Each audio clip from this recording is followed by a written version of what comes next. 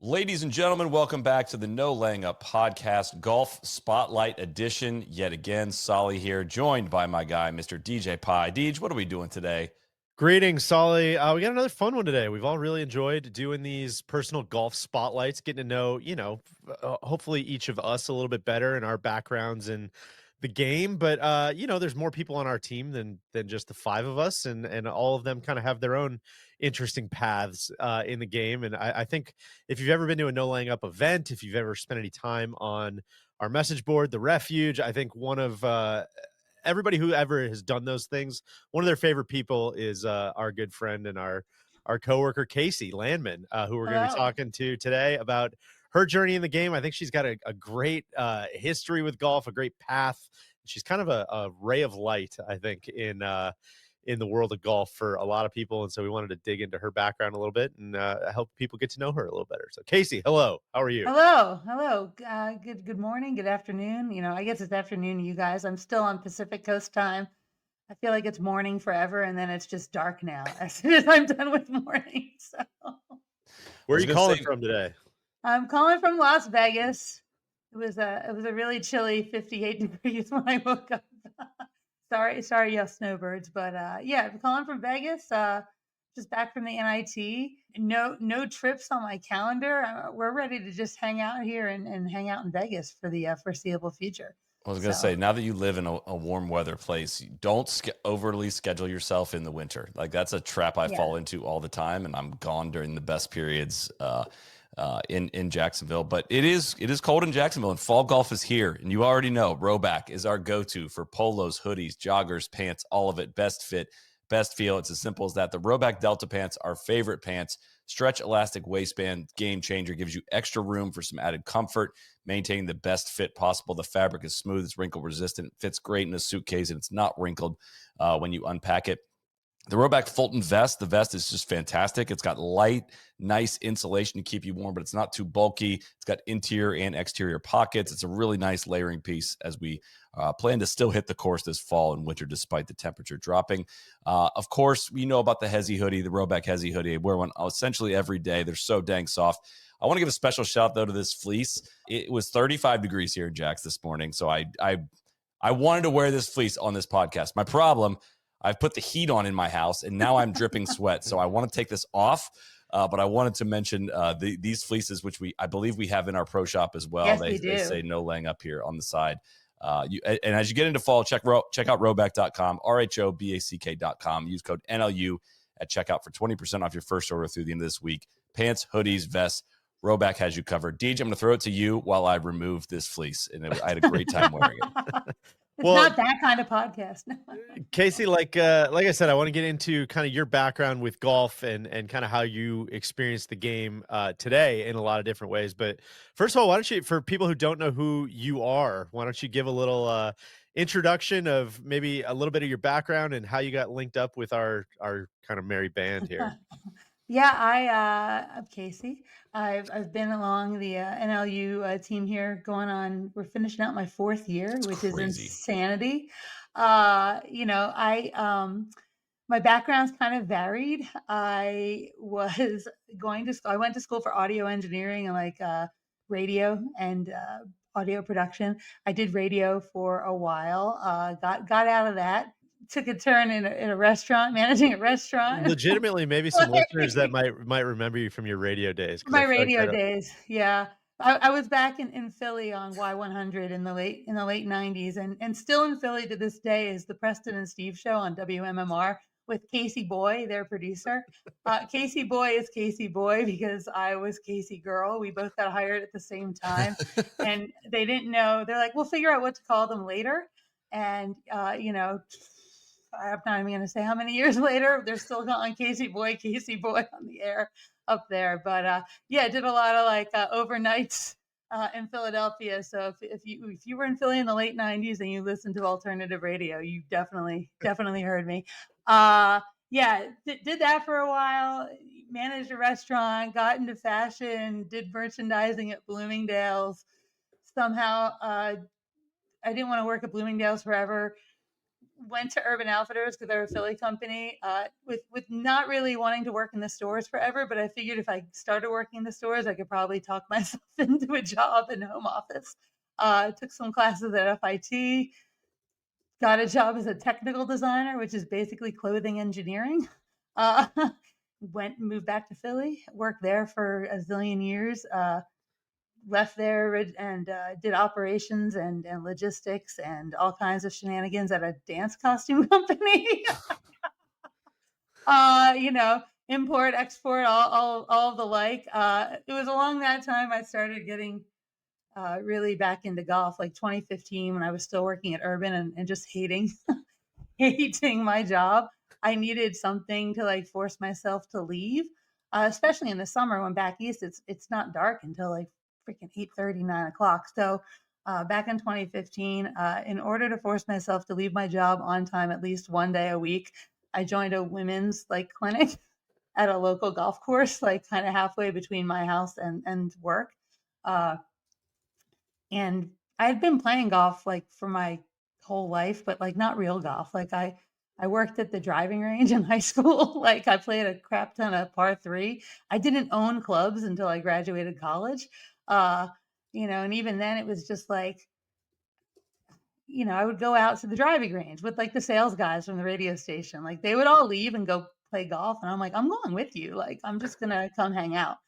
And I played a lot of like put some money in a can par three stuff in like Vermont, like just on breaks from work. And I don't know. Eventually, all of these varied things that I've done led me to really getting back into golf, finding an NLU, like literally diving headfirst. And I joined a freaking private club. I'm on the refuge like the first week the refuge is like in existence.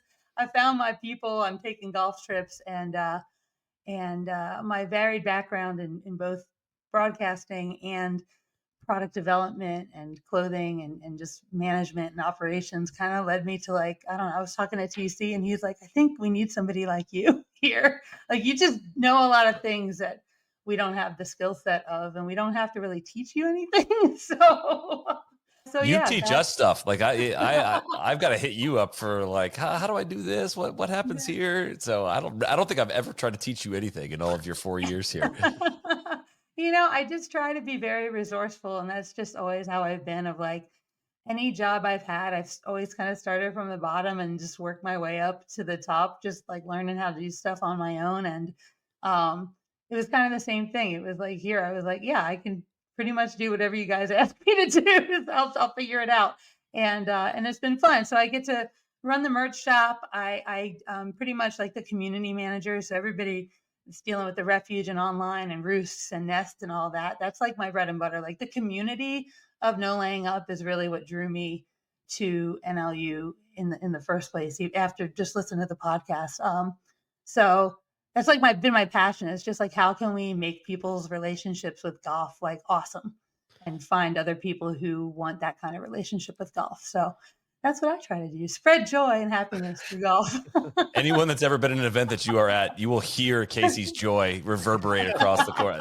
I love being at an event, just being like hearing laughter from 2 holes over. It's like, oh, Casey's over on 9. Got it. Okay. Yeah. Yeah, and you don't know if I'm laughing because I hit an awesome shot or a terrible shot. That's exactly So, right. Well, I, so I I don't want know. to. Varied backgrounds, and here I am. I feel like the events topic is almost maybe a good way to get into this, because I feel like you said, you dove in kind of head first to the community and to showing up to events. And I think I'm maybe projecting here, but I don't think I'm wrong necessarily, that's a very intimidating thing for a lot of women to do at these events that are predominantly men. A lot of strangers. I think a lot of women can be very self-conscious, rightful, understandably so, diving into a situation like that. I'm just curious what that was like for you, and why you think you kind of thrived in that situation. I'm a little weird, right? In the fact that I don't know, I don't get nervous really around people, and I just like go and be me and just not worry about like if it's guys or girls or whatever. It also helps that like when I worked in radio, it's a very male oriented field as well. So I'm very much used to being like the only girl in a lot of situations that I've been in my entire my entire life.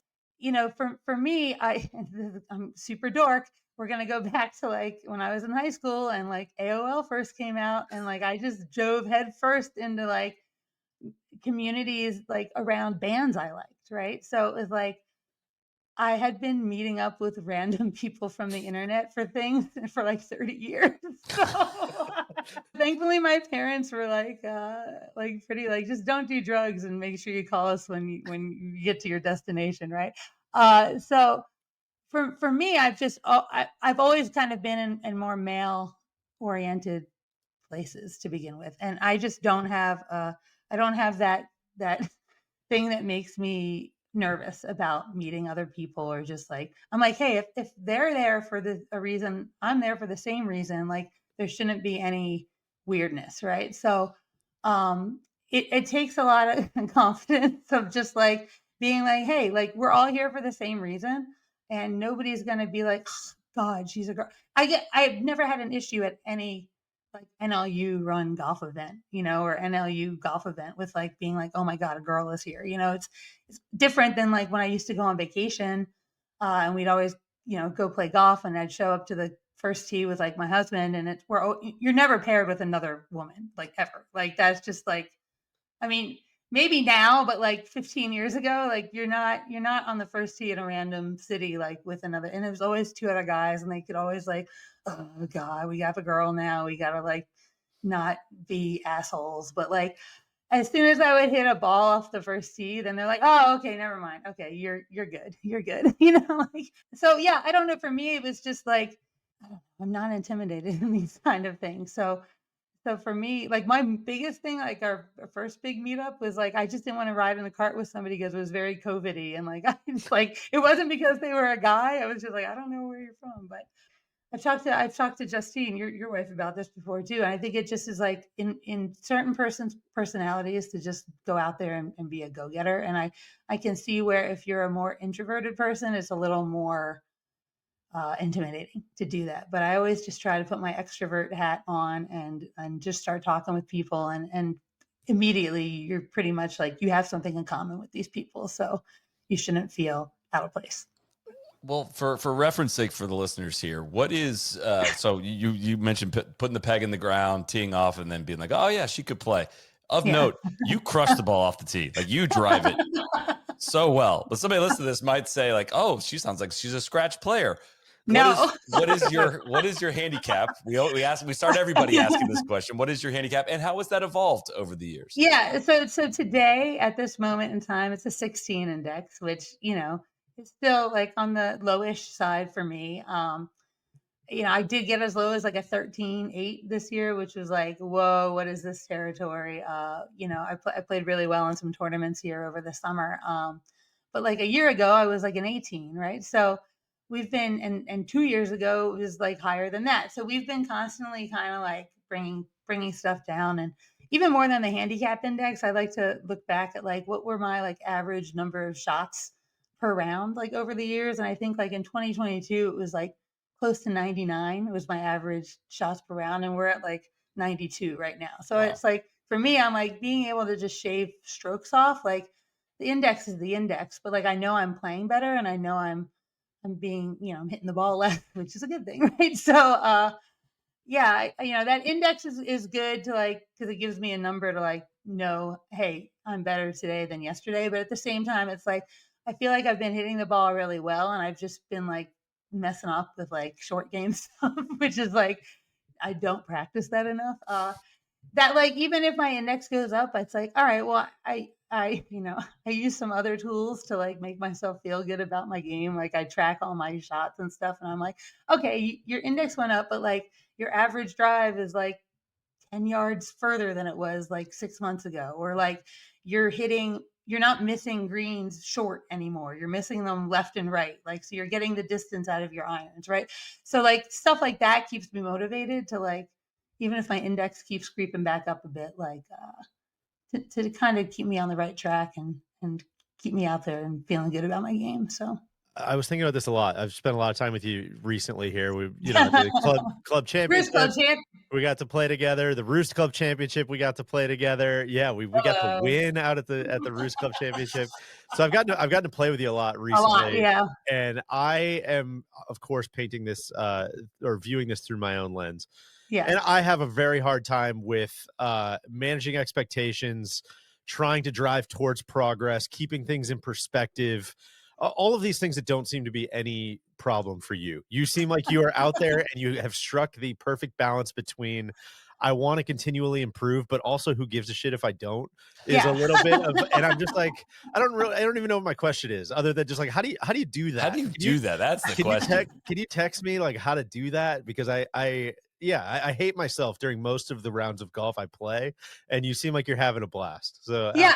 that's a I just compliment and a question, I guess. a compliment and a question. Well, thank you. I try not to take too many things too seriously. It just causes too much stress, right? So we don't need to add stress into my life. And I always just try to be the positive person. I play golf with a lot of people who are not like as who do not play as well as even I do, and I don't even play like particularly insanely well, right? So I've always just been like the cheerleader for everybody and in turn like the cheerleader for myself then as well. But it is like little things where it's like I try to find at least one positive thing with like every shot, I like and Give me like give me an example of that. sometimes it's just like, well, it didn't leave the ground, but we're 50 yards closer. So cool. It went straight, right? Like as people will see or maybe not see on the NLU Club Championship video, I have issues with some chipping up around greens. That was a tough Um, golf course for you. That was tough. but we're just like, okay, like we're just gonna walk over there again and we're gonna try it again and how can we improve on the last shot we did I tend to not let it get to me 99.9% of the time. I just like literally just try to be like, okay, like stupid, like the Ted Lasso, like be a goldfish, like hit the bad shot and then like, okay, cool. Like how we're just going to hit the next shot now. Right. Like, and even this weekend, I was saying to somebody, I'm like, every bad shot is not a bad shot. It's just a great chance for an awesome recovery shot. Sure. Right. So I just, I I'm just so try to, envious right now. This is I great. know. I wish I could go through golf and life like this. Yeah. I just always have tried to be positive. I think that a lot better things come from not just in golf, but in general, a lot better things come to you with a positive outlook on stuff than with negativity. So I've always just been the super positive person all the time. And those little things like where yeah, maybe I shoot freaking 99 somewhere, but I'm like, man, that score sucks. But like if I go back through like my shots and I'm like, man, we hit like 8 greens, like that's awesome. Like we probably shouldn't have had 44 putts, but like we'll deal with that another day. Like, so even after the fact on reflection, I always try to find like the one or two things that we did really well and like just try to like build on that feeling and go to the next, right? So How does that translate to tournament golf? Because that's another thing I'm always oh, really impressed about with you is like, like you said, you're 16 handicap. You're not out there shooting 73, no, 72, but you play no, a ton of tournaments. You find I a ton do. of a ton of like real golf opportunities, places to hit, Yeah. hit cups and post a score. And I'm curious how this attitude translates to that. Has there been any wobbling on that? Because And tournament No. golf why? is a little And bit of a why? different Like, animal. and Yeah. why do you seek that out, right? Yeah. Like, I'm curious. Yeah. I just because it's like a test, right? It's like I can do hits and giggles all the time and we'll have a good time, but like I love competing. I just love compete. Even I mean, and most of the time, I'm nowhere near the freaking top, but I don't care, right? Sometimes it works out. But I just really like I like being around other people who also like to compete, right? So I feel like there's one thing where you're just out at the course and you're like messing around with your friends and like I'll play well, but it's like we'll also have music on and I'll probably have a beverage and like cool, like it's fine, a lot of laughs. But like I love playing with people who are also really serious about it and not serious like where they're gonna be like mean and like not talk to people, but like like serious enough that you want to sign up and pay money to play in an actual like state event or something, right? Like, so why is that? I don't 100% know. I played a lot of softball growing up. I was on like many, many softball teams. Like it was like, let's the regular team, the school team, the travel team, the this and that. And I just always loved games and like competing and like and that. And so I feel like I don't do a lot of like team sports anymore, right? So this is like my team sport is golf and going to play in competitions and stuff with other people who are, just doing this for fun, but like also want to have that little competitive, like, knife poking at them. It's I'm gonna just like good. It gives me something to focus on. It gives me something to like train towards, right? Like I used to run a lot. I used to do freaking half marathons and whatnot, just because it was like something I had something to train for at the end. So it's like it gave me like a purpose for like 3 months to like, all right, we have this tournament. We gotta like focus and like maybe practice on and like get there and put a number up. So You, I reference kind of your story in relation to this quite frequently, and I'm curious, kind of what. And this is a shameless working a sponsor into a question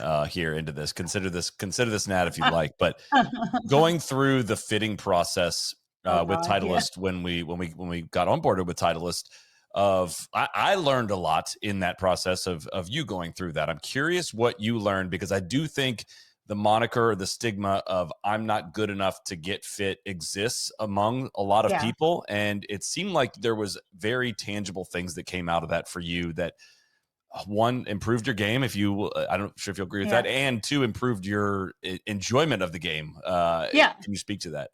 No, it's like for sure. And it's funny because like I had got like the first time I got fit for clubs was back in like 2017, right? So it was like I'd always just gone to Golf Galaxy or Dick's or whatever and just bought random set of clubs. Maybe I would hit them in their bay. I'm like, oh, this is all right, cool. Things are going straight.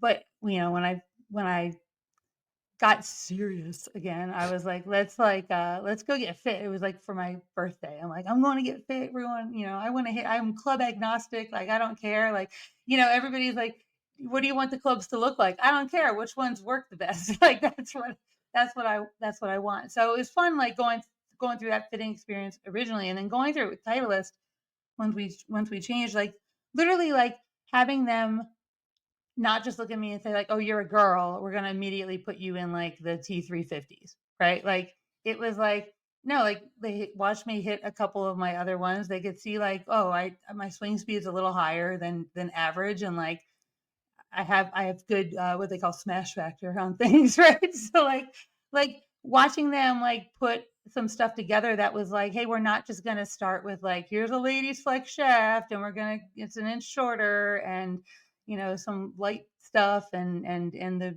biggest game improvement heads that you've ever seen in your life. Like no, they like literally like looked at the data and were like the club doesn't know who's hitting it, right? It doesn't know if you're a girl or a guy or an alien, right? Like so it's just like hit some balls and see what ones get the best results, right? And like for me, I'm like I didn't care if it was a blade looking thing or whatever. Hey, if the T350s were going to be what worked, that's what would have worked. But I don't know. And like even with the driver, it was like really tinkering with like a half inch difference in the shaft line. Like we kept just like, all right, let's start this short and then let's add some and then add some and then oh no, we got too far. Let's take some back off. Like and really working with you to find like those optimal numbers.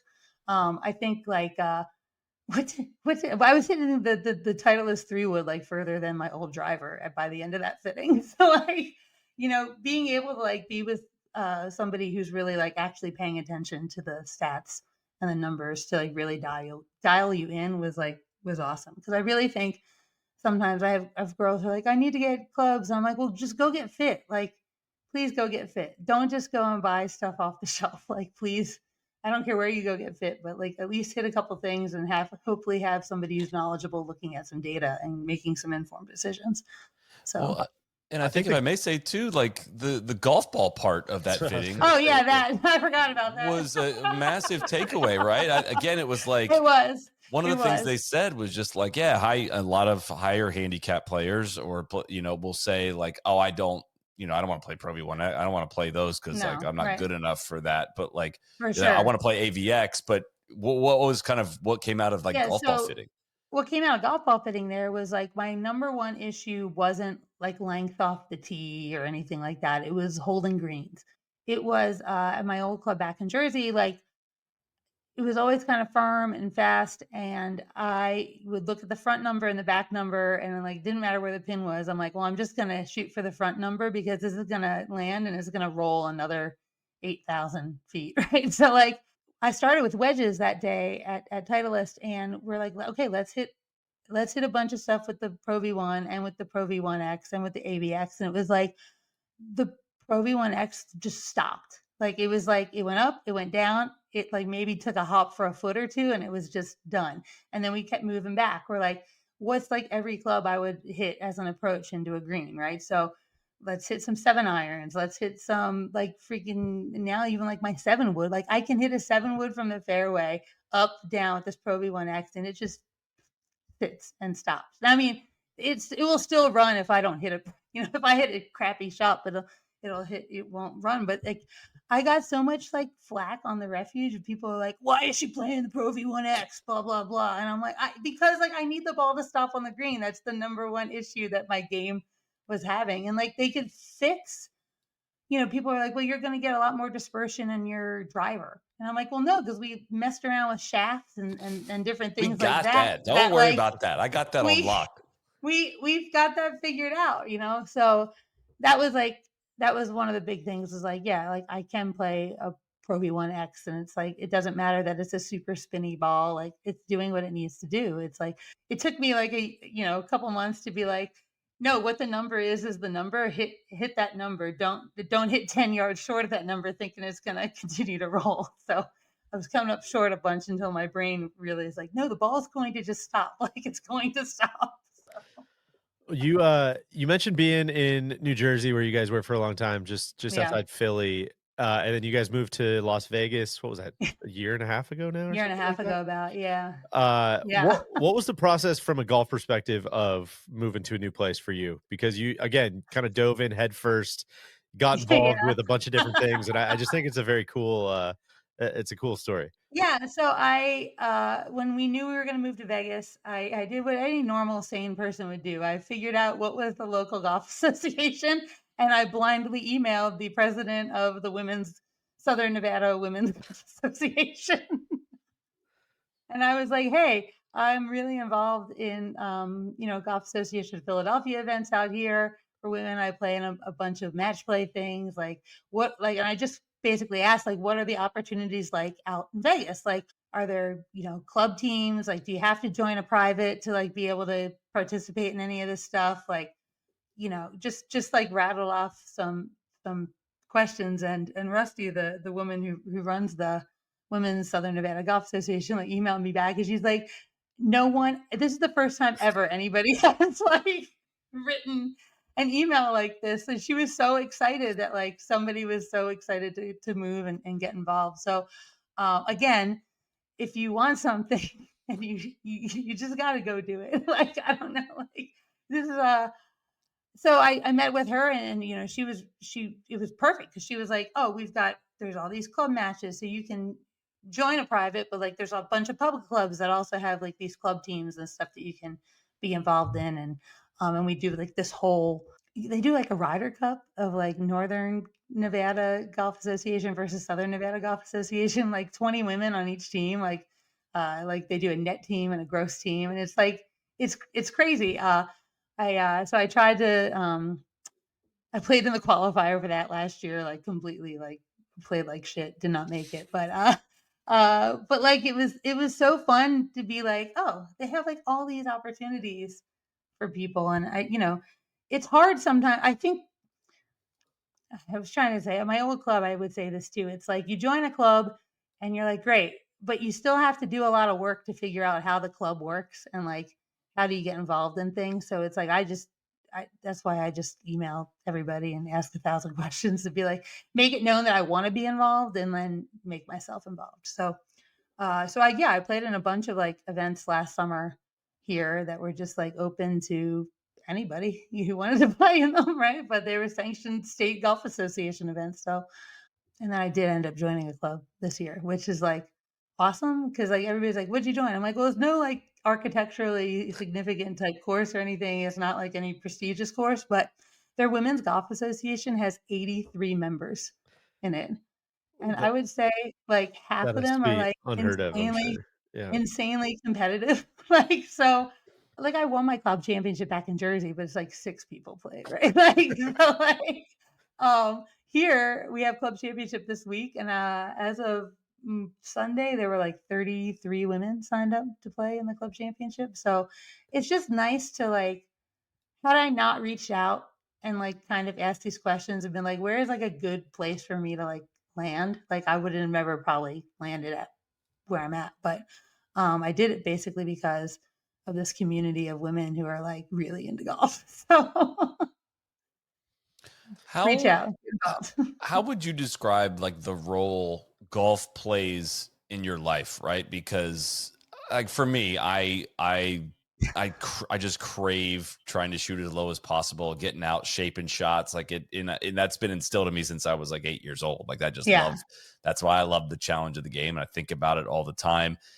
You play more golf now at this phase of your life than I think is fair to say than 20, 25 years ago or so. Can Yeah, you for talk sure. about the where does the itch, what is the itch for you, and kind of what is and I'm just so impressed too with like how you structure how you get your golf in as well. You are the best of any of us at like, hey, I'm gonna get my stuff's getting done, don't worry about that, but I Yeah. got golf on the calendar at 3 and I'm gonna make my tee time, I'll be there. Yeah. And I'm so impressed by that. Yeah, I it's just literally it's like for me it's twofold. It's like it's a time that I know if I'm out golf, thanks StreamYard. If I'm at golf, I'm outside, I'm getting exercise, I'm doing something physical, right? Like so for me, especially for working from home, like I need to schedule that stuff out sometimes to make sure I force myself to leave my house, right? So, like even today, like John and I were like, okay, like it gets dark at like 5:15. Like at 3:30, let's just run over and hit some balls for like a half hour because I think yesterday we did not leave the house at all. We haven't left the house since we got back from Arizona Sunday morning. So, uh, so it scratches that itch, and I just prioritize it, knowing that I need to go outside and do some outside things. But it also is like it's like where 90% of my social life is, Yeah. right? Is golf. It's like I have crazy golf friends, and then we have our people that we go to shows with and like go to dinners and stuff with, and occasionally those people are the same people, but like it's just literally like I have a group of girls that we can just be like somebody is like and we all work weird jobs and different hours. So there's always somebody of like, hey, I grabbed a tea time at Paiute, like who wants to come? Or like, hey, I've got my friends like their work's hosting some kind of charity scramble thing, like who wants to go? Like there's just been a lot of opportunity since I moved here and with the people I've met to be able to go out and play. And like I don't play as much here as I played in Jersey. And I think that's strictly because I lived a mile from my club in Jersey. Like, and it was so easy to just be like, I'm going to go play 6 holes, like right now. Here I still have to drive probably 15, 17 minutes to get to the club. And now with our fading daylight, it's just not going to happen as much. But most of my golf still is Saturday, Sunday golf, and then Thursday mornings we do our women's golf association, and I play Monday night in a sim league. Like so, I have like usually 4 days a week where I'm like golf is just like on the calendar, That's awesome. and then the rest is bonus. So like, That's awesome. How many rounds do you play a year? yes, last year I was down. I only posted 70. I mean, that doesn't sound like I play in a lot of weird, like even our Thursday stuff at our golf association. Sometimes it's a scramble, sometimes it's all shot. So like we don't post that stuff. This year, where are we at? I've posted 67 so far this year. So I feel like we're gonna get. I wanted to get at least 80 posted. So I feel like we're well on our way Oh, to yeah. 80 posted rounds this year. So. What, like you mentioned, I think your game has improved quite a bit over the last 5 years. What have been the big drivers of that improvement? Or, like, where have you seen the most bang for your buck, maybe is the best way to ask it. I mean, the driver for sure. Adding length to that has just helped because I have less club coming in to a lot of things now.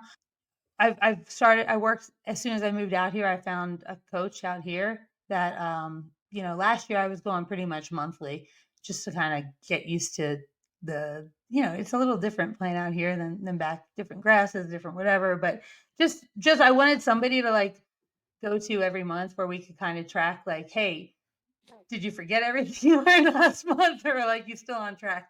This year I've only gone like 3 times because I feel like for the most part I've gotten to the point where like if I hit a bad shot, I know what I did.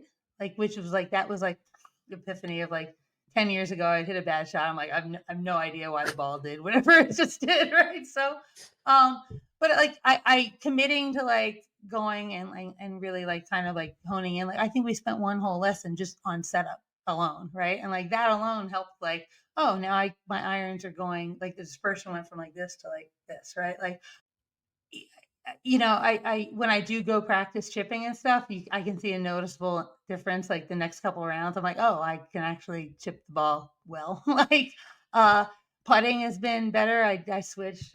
I was like blade for life, and now I have like the mid mallet type thing, and I do think it actually has helped my putting. So I think that was a equipment change there helped. But like I it's just confidence of like knowing I can hit the shots, like and knowing that if I just hit the shot the club will do the work, right? Like, so I'm trying, I like really just like, I don't know. This is gonna sound dumb too, but I use Arcos. Like I'm a freaking Arcos dork, right? So trusting the Arcos of like when I'm playing non-tournament, I'll have like the caddy mode on, and it'll be like, okay, the pin is here, and you should based on all these freaking 17,000 shots you've hit into the system, like this is what club you should use. And I used to be like, oh no, I can I can hit a different club here, and like it would be short or it would be long, and like I'm like, okay, let's when I would commit to like using what the caddy told me to use on the Arcos, like, oh, I'm dropping 2 or 3 shots Yeah. around, right? Like, and then I'm like, oh, okay. Like instead of being like, I can hit a 7 iron, but I have to pure it and it has to be perfect and to get there. Or I can be like, just hit the 6 iron. And if you like, kind of mess it up a bit, it's still probably going to have enough juice to get where it's going. Right. So taking the ego out of it and just using extra club and like not worrying like if that club is the same club that somebody else in my group would use or not. Right. So, um, that's been like an ego check of like, especially this year. I got the new high launch 250s, which are awesome because they just freaking go right up in the air. But like I've lost a little distance, I feel like with that as well.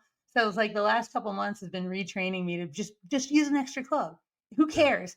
Who cares that like 2 years ago your 8 iron would go there? Just fucking hit the 7 iron and get on the green, right? Like nobody gives a shit which club you use to get there. Just get there in two. like so. That might be golf in general, right there. I hate to keep coming back to like you're a woman who plays golf, but you are, and I think one of the questions I hear from a lot of women, certainly Yeah. I've talked to Justine about this a lot, is like finding an instructor. And have Yeah. you noticed anything as a woman? I'm sure there are obviously female instructors, everywhere too. But Yeah. do you go to male instructor, female instructor? Has it made a difference? What anything I've in particular you've looked for? I've never had a female instructor. Both the guy I used to go to in Jersey, like, was a guy, and he was the guy that ran that women's clinic. And then there were a couple of us that he was like, you guys are kind of good. Like, do you want to keep doing this over the winter? Like, I have a swim place and we can just continue doing like lessons, like group lessons every week. And we're like, yeah. And then out here, I see this guy, Matt Henderson, who's like, he does a lot of junior golf stuff out here. I just like, I vibe with him really well. Like, he's like very kind of, instead of just telling me what I'm doing wrong, he's like, what do you think's happening? How do you think you should, what do you have to adjust in either face or setup or whatever to like do that? And like, for me, I like, it's like puzzle stuff. And it's like, he forces me to think about it. And then like, I'll be tentative and he's like, no, you're exactly right. I'm like, all right, good. I know what I'm doing. But like I feel like a good instructor can teach anybody, like if they're a good instructor. But like I have had to learn certain things, like the setup. It's like I have to get over the boob. Basically, it's like you can't swing the club from like out here. It's like stuff's in the way. Like you guys don't have to worry about that. But like once Sometimes I I do. It depends on kind of how the depends on what. diet's been going. Yeah, No, but exactly. it's like, and you guys will see this for the most part. I have the same freaking routine at every shot. It's when I stray from my routine that stuff gets messy. But like, I basically like know if I get my grip over my boob and I put my other hand in and like that's under the other boob and like, but like that was like something that a male instructor was able to help me figure out. Like it wasn't like I didn't have to go to a woman's instructor to Yeah. find that. I think the most important thing about finding as an instructor is just finding somebody that you gel with, regardless if they're guys or girls. Like ask around. Of like that's what I did when I moved out here. I asked a bunch of people like, hey, who's a good who's a good instructor? Like who regardless of if they're low handicap, high handicap, men, woman, kid, whatever. So I this think this you this might be a bad question for you because you're kind of fearless on all of this stuff. yeah, pretty You much. don't worry about the stigmas. You don't care if it's a man or like, but a lot of No. women, I feel like, just Yeah. are intimidated by the process in The general, process. right? I mean, Well, yeah, I just think it's like a thing where I feel like a lot of guys who probably played golf earlier in life and have grown up of like they know what to do when they get to the golf course. They know like you have to go to the pro shop and check in for your tee time.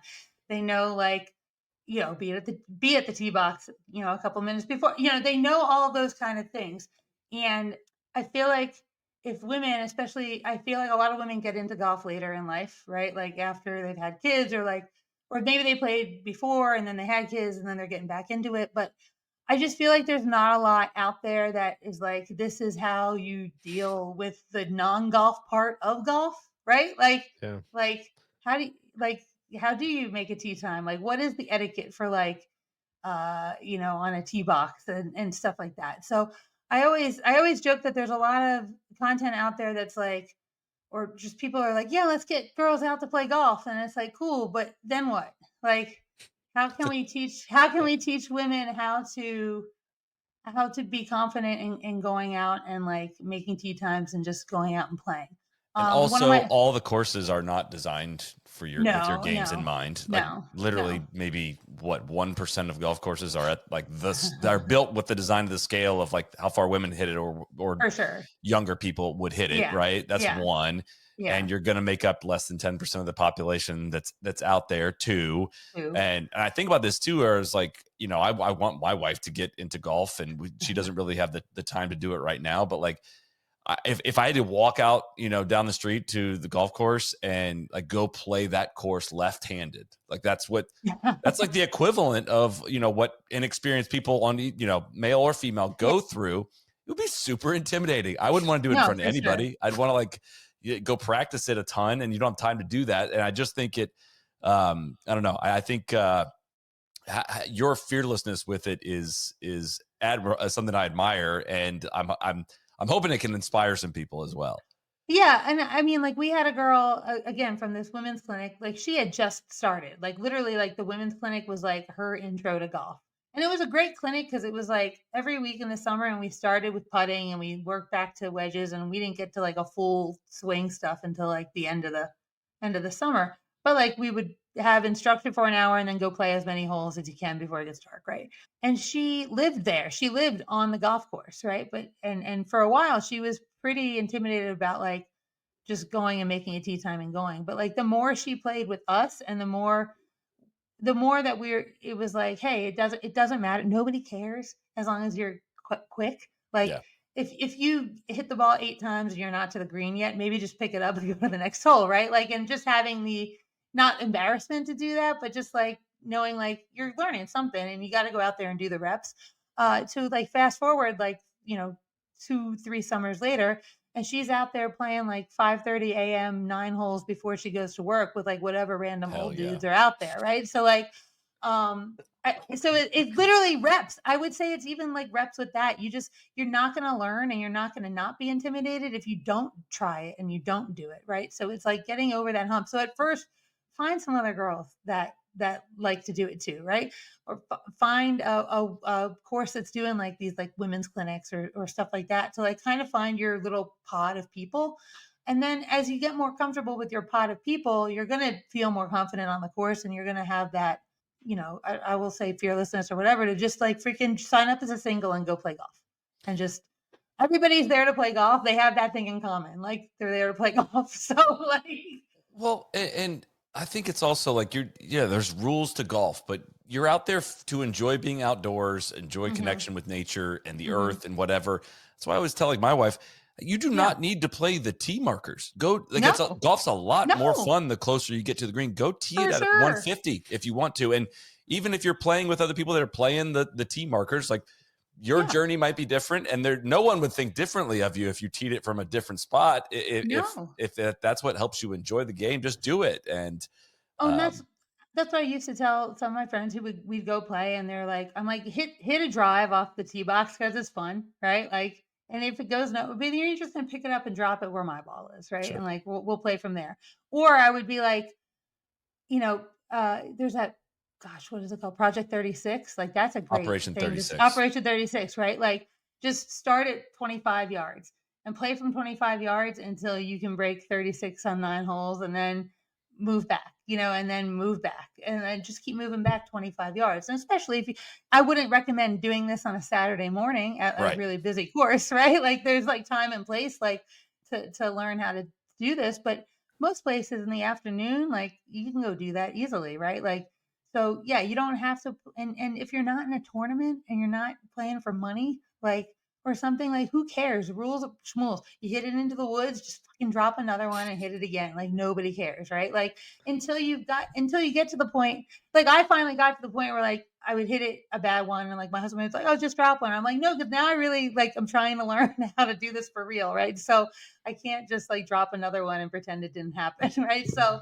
but like for years, I played like that. I mean, I didn't keep a handicap until 2018, right? Yeah. So, yeah, I just think it's like the more reps you get out there, and the more you get comfortable with being on the course and being around the course, like the easier it's going to be to just go and play with whoever, whenever. So, What's the next frontier look like for you? I know you're striving to improve all the time. You're doing all the right things. always, I'm You got your trying. gear dialed. You got your course. You got your instructor. Yes. What's if we're sitting here 3 years from now, 2 years from now, what would be Yeah. something you could achieve that'd make you really happy? So my the big goal is I want to have the handicap low enough where I can play in a USGA qualifier for specifically the women's senior am. Yeah, hell yeah.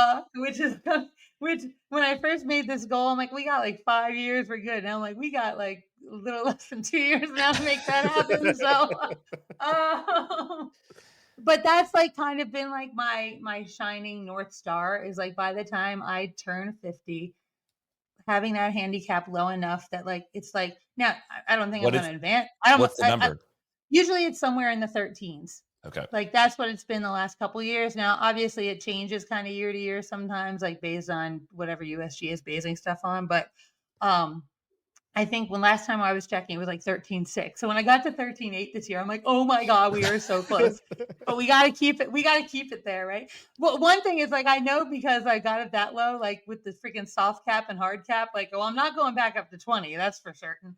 So, I got yeah, great news. what? I think just based on Google, I think it's 14.4. Oh, shoot. So we're closer. Okay, great. I One of say your Well, you've future done goals. it. You've done I've it. done You've it. touched it. I've done it. I've touched it. We just got to get it like consistently Yeah. in that realm so that I can just like sign up for these things and play in a qualifier. The other one that I think I'd be really interested in playing, I think this might be the one with the 13, is the women's four ball. You Got it. know, Yeah. is I think a 13 something. So I keep thinking, man, when I finally get like consistently down there, like who can I tap to be like, let's go play in a qualifier. I might have to call Meg up from like Friday or something. Yeah, there you go. Yeah. Um, but like that's kind of, and again, it's like why? I don't know. Why not? It's like a freaking goal. It's like, why do people want to run the New York City Marathon? I don't know. It's cool, right? Like I think it would be super cool to play in a sanctioned USGA qualifying event. And like, who knows if ridiculous things may happen? Maybe we get to go to sectionals. I don't know. Whoever goes next, but that's like the North Goal. So if I can get that if we like, I have no visions of grandeur. I'm never going to be a freaking scratch golfer. Like that's just, I just don't have the patience to like practice that long, right? Like, but I just want to be like competitive in my own way, and I want to like compete with myself, and like I want to play on this ridiculous Ryder Cup Nevada team, right? Like six of the women, I think was it six, five or six of the women of the 20 people in Southern Nevada this year were from my club. So like, um, like we'll have that little like in between stuff, but yeah, we want to play in USGA Women's Senior Am qualifier. Boom. Hell yeah. That's so good. That's absolutely going to happen. That sounds like one of TC's goals, though. Just sign up for US No, Mid no, Am no. I want golf. to play. I I didn't say know, I sign know, up for. I want to I know, play. I know. I'm making fun of TC, not you. I Don't know. worry. No, I Don't get worry. Couple just kind of random grab bag stuff. Oh yeah, let's go. What's the best round of golf you've ever played? Like score wise, it was like what did I play?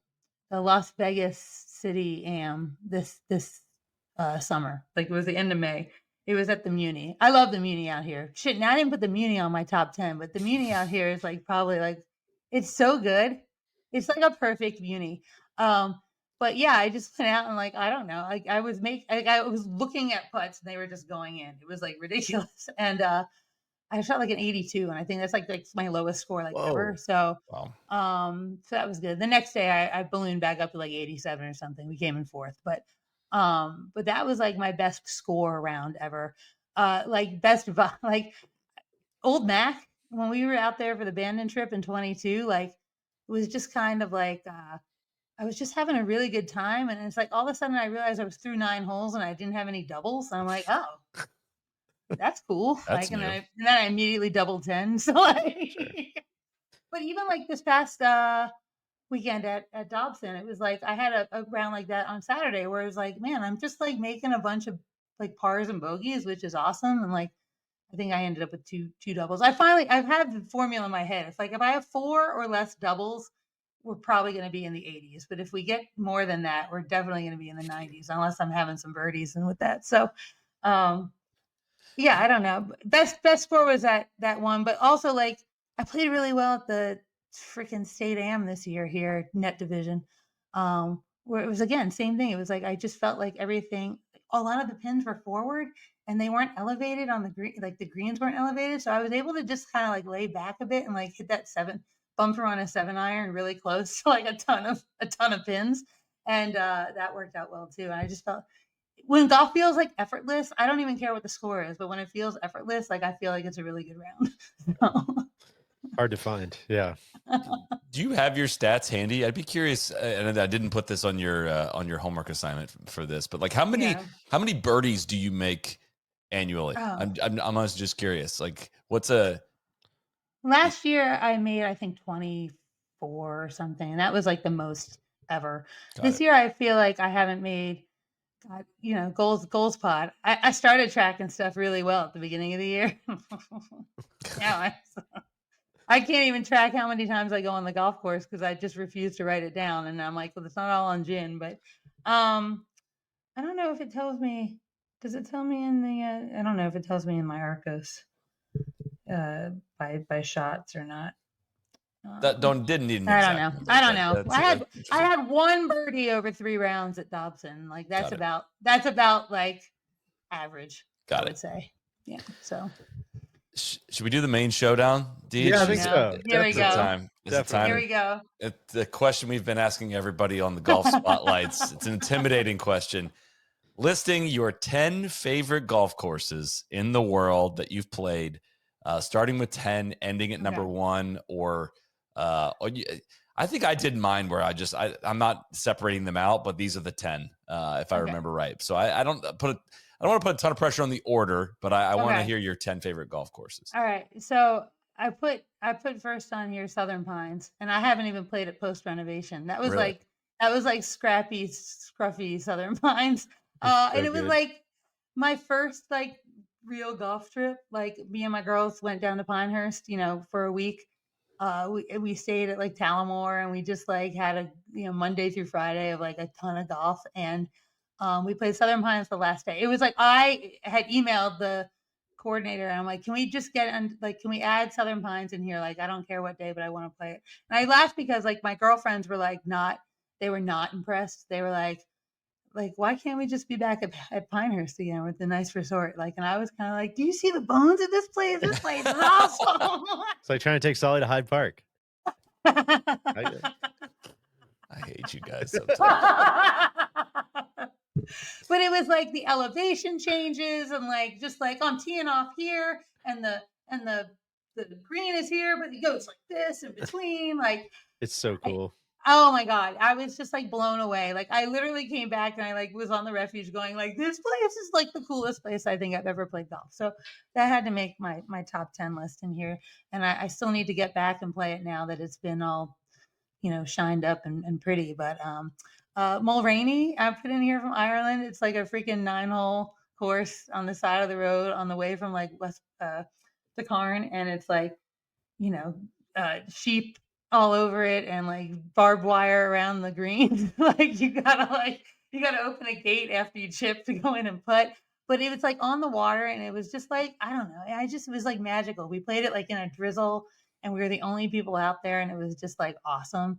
And I just keep always going back to that. So I'm like, I'm putting it on here, my top 10. I love it. I freaking love Paiute, specifically the snow course, as seen in the Las Vegas travel video.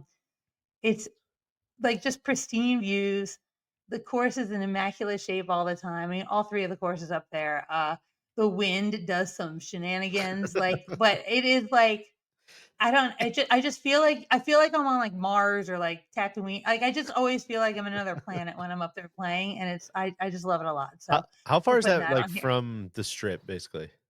So from like the Strip, probably 30 minutes or so. It seems like you're in another universe. Oh yeah, like it's completely. It's like civilization, nothing. Yeah. Right? Like so, my old house here, I was only like 12 minutes away because we lived up towards the top of civilization. But now from my new place down near the Strip, it takes me about 25, 30 to get up there. But it's worth it. It's so good. So then I put Las Vegas Country Club on here as well, and like the reason is because it really reminds me of Burlington Country Club from back home, my old course. Which then I put Burlington as the next one. They're both just like they're designed by the same. Well, the same architects who redid Burlington in the 90s, like did this course originally in the 60s. So there was like the first, like when I play there, I'm just like, oh, this green complex is like exactly like 13 back home, right? Like, and it's walkable. There's not a ton of Vegas golf that's walkable, and it's walkable, and it's just like parkland, and it's like, the Westgate's just hanging out there, and I really enjoy the course. It's not easy. It's like, it's a good challenge, but it really reminds me of my home course from home. So we put that on here. And then I put Burlington because probably the golf course I've played the most in my entire life.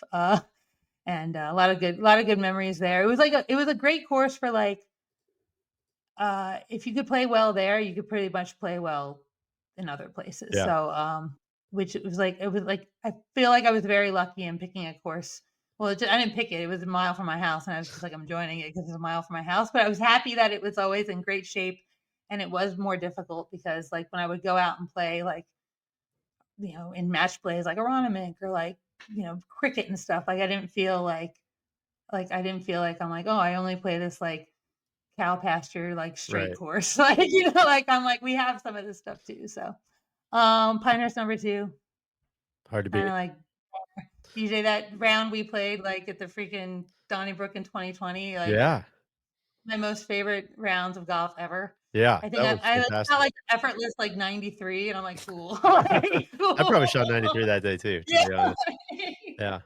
We were just in all of Mr. Astor dupes and is like trying to go under par there for a bit. But then I put Old Mac, of course. That course just gels with me. I love it. I know it's controversial. Some people hate it, but people are wrong. Every time I go back there, it gets better and better. Everything about Old Mac is like I love. So put that there. That's my one band in. I put Jack's Beach. Nice. Jack's Beach. Wow. Hell yeah. that course fits my eye. I just like again go back to like the first NIT and I didn't know what the hell was going on. I'm the only girl there. I'm like, I'm walking and carrying for 18 for the first time ever, and like I shot like a 37 on the front nine, and, and but like even in the years after that, minus year two with the monsoon, nobody played well.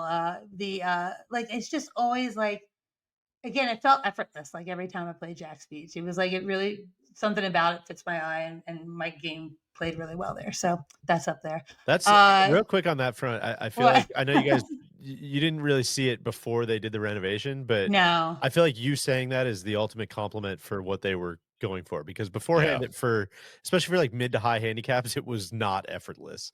no. It was a lot of forced carries, it was water everywhere. Oh It was yeah, like not a fun place to hang no. out for mid to high handicaps. And I feel like they made so many good changes and that feels like a just a very big Big compliment dub. for that to Big dub for the be Jack's one of your Beach. favorites. I really do love that course. Um, Jeffersonville in Norristown, Pennsylvania, the crown jewel of the Muni scene in the PA suburbs. If you haven't been to Jeffersonville yet, especially Rich, their superintendent, has just done freaking amazing things, like little incremental things, like year over year over year over year. And then they finally got the new clubhouse last year, and it's just like mind-boggling. It's like I don't know. You know how like Dobson just feels like a good like community type place. Like Jeffersonville is now like where you just want to go hang out all Yeah. the time. Like massive putting green. They got TrackMans in the bar. They got like the course is insanely awesome. I encourage everybody in the Northeast go play. I think it's still like it's not even expensive on a weekend like to go play there. So it's hard to get a tee time now, but it's awesome. And then Karn, number one. All right. Karn's just Well freaking done. freaking awesome. I was contemplating how much does it cost to be an international member here? But then I remembered I lived on the West Coast and it takes 8,000 years to get to Ireland. So That's a tough one. Vegas to Belmullet is not a lot of direct. I know. Yeah. But it was just like, yeah, otherworldly. I loved it so much out there. So It's an eclectic list. I It would have is. expected nothing less. Yeah. I didn't do much research. I just kind of went like off the top of my head. That's good. That's exactly what you want. Yeah, Yeah. I don't want, Yeah. and it doesn't sound like a top 100 list either. It's No. I'm sure there's nicer courses you've played on there No, that you I didn't enjoy as much. yeah. Yep. Yeah. I mean, they're fine. Cricket, it's fine. No. Well, this is Give great. me the splash world. We'll see how it changes. Yeah, exactly. There you go. That one might not be effortless. No, definitely not. All right. Well, I think that's going to bring us towards wrapping, Casey. Really appreciate you laying it all out there for the folks and all the energy you put in. Not everyone has been to one of our events or experiences the refuge in great detail, but how much energy you put behind all of that. And I mean, we got to know you through attending our events as well. That's how you ended up working with us. And it's really fun to work with someone that loves golf in the way that you do and brings such a unique perspective to it. And we've always wanted to share that with the folks, and we appreciate you doing that today. No, I was very excited to share my journey. All right, that's gonna do it. Don't be afraid. Go play golf. Just go do it. That's the message. That's the message. Well, thank you everyone for tuning in. We'll keep you posted on Casey's handicap tracking. We sprinkle some stuff in there on our Sunday pod from time to time, but we'll keep you posted on that tracking. And she does a good job of posting some of this stuff too. I don't know if you want to blow up your Instagram or not. Oh yeah, no, you can. At Chick-fil-A PH because I'm from Philly. We changed all F's to PH. You can follow her there. Thank you everyone for tuning in. We'll be back here soon. Cheers. Crack on. Cheers.